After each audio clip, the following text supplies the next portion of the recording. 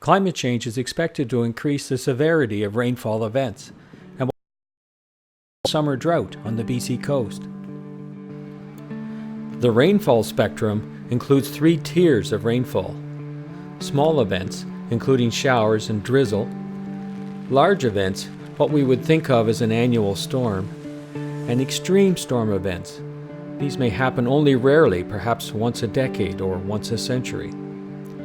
Green infrastructure should be properly sized and designed to perform in all 3 tiers of the rainfall spectrum, both for today's conditions and during climate change. Green infrastructure techniques that work to reduce impacts from pavement runoff include infiltration swales or rain gardens, pervious paving, and absorbent landscape areas. The sizing and design of these facilities is critical to the performance. This video introduces key guidelines. In Vancouver's Olympic Village, street-side parking areas have pervious paving with overflow into pipe storm drains and underground reservoirs.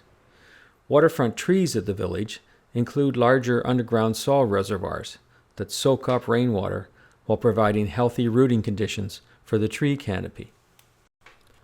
Protecting or planting a healthy tree canopy is one of the first priorities in green infrastructure. An evergreen tree can intercept up to 25% of annual precipitation. Even a deciduous tree without leaves may catch more than 10% of precipitation. In both cases, the surface area catches the rain or snow, which evaporates before it hits the ground.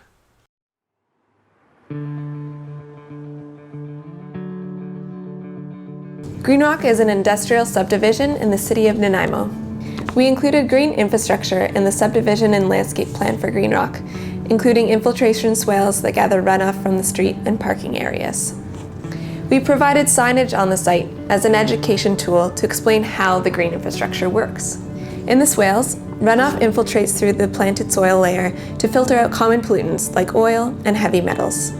Under the soil layer, there's a drain rock reservoir that stores the runoff, giving it lots of space and time to soak in. Here's how this design performs in the 3 tiers of the rainfall spectrum. In small storms, representing about 70% of annual rainfall, the design intent is that all rainfall is cleaned through the surface soil and it all infiltrates into subsoil. During large storms, a further 20% of annual rainfall, all the rainfall soaks in and is cleaned through the surface soil layer. Most rainfall soaks into subsoils, but the drain rock reservoir may fill and some overflow may occur in the underground perforated drain. During extreme storms, that's about 10% of annual rainfall, while much water still soaks into subsoils, there's also likely to be overflow on the swale surface. It's critical to provide conveyance of this overflow safely to the major drainage system to avoid flooding. A properly designed facility with these features that is sized for the 3 tiers of local rainfall will perform in most cases, even where the underlying subsoils are very slow draining. Even in glacial till or clay, subsoil infiltration rates can be 1 to 2 millimeters an hour, or 24 to 48 millimeters a day, which is very significant in meeting infiltration targets. Site-specific testing of infiltration rates is required. Properly sized green infrastructure can provide treatment of about 90% of average annual precipitation, which is similar to the effectiveness of a natural forested watershed. While some locations may support infiltration facilities without the underground reservoir or the perforated underdrain, these features should be deleted only if there is a site-specific infiltration test and data, as well as modeling that shows the facility will meet performance targets, including limited temporary surface ponding. In all cases, an overflow from green infrastructure facilities to the main drainage system is necessary to provide for extreme rainfall events.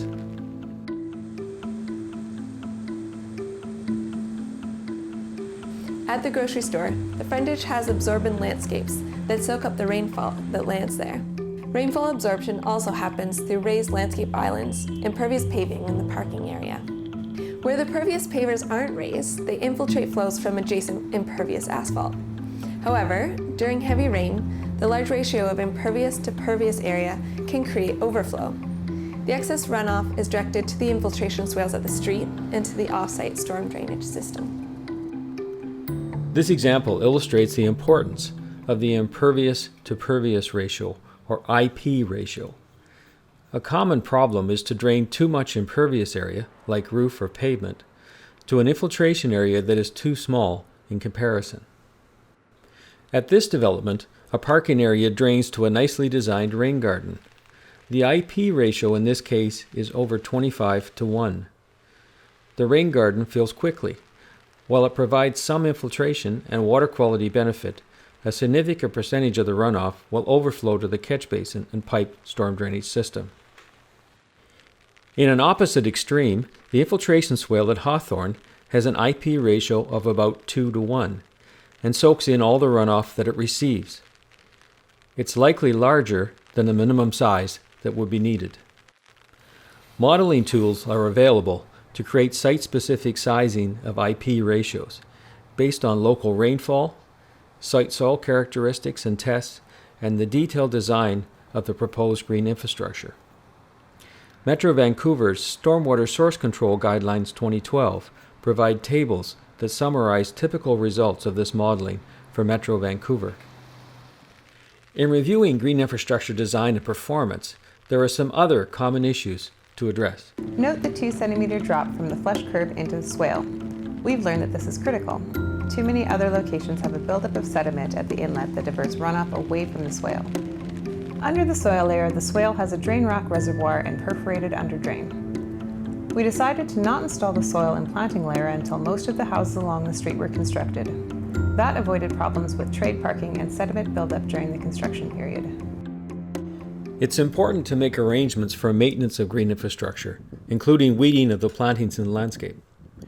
In some cases, a local government department has capacity to do the maintenance. In other cases, where it's necessary to raise new funds, it's best arranged at the time of subdivision. Maintenance funding could be supported by a strata corporation, or in single-family areas by a specified area parcel tax. Charges to individual homeowners are likely to be low, but the pooled financial arrangement provides for a high standard of landscape maintenance that the neighborhood might expect, but that the local government department doesn't have the capacity to deliver. In some locations, green infrastructure infiltration isn't appropriate, such as areas of contaminated subsoils or above unstable slopes. In these constrained sites, the surface water features could be separated from the underlying soils by an impervious liner. At Hastings Park and Creekway Park in Vancouver, work is underway to recreate a surface water course to replace a stream that was lost to ravine fill and piping in decades past. This set of constructed stream and wetlands is over an impermeable liner that separates it from subsoils. The liner keeps the limited water on the surface for public enjoyment and avoids infiltration into potentially contaminated soils underneath. Implementation of green infrastructure in new projects is relatively easy when considered early in the design process. But we also need to encourage retrofit, especially of existing surface parking areas, to provide better water quality and to prepare for climate change. A stormwater utility is one administrative approach that encourages green infrastructure in both new and retrofit projects. A stormwater utility is a funding model similar to how we fund water and sanitary services. The city moved to a stormwater utility because it's a more equitable user-pay system that bases the fees on the impact a property has on the system. By moving to a utility, we're now able to offer incentives for properties that manage rainwater on-site using green stormwater infrastructure practices. To make our communities resilient against climate change, many local governments are encouraging the implementation of green infrastructure in both new and retrofit projects. They're using a combination of public awareness and pilot projects. They're making regulatory changes to allow green infrastructure and to provide technical details and engineering standards. And they are providing targeted incentives.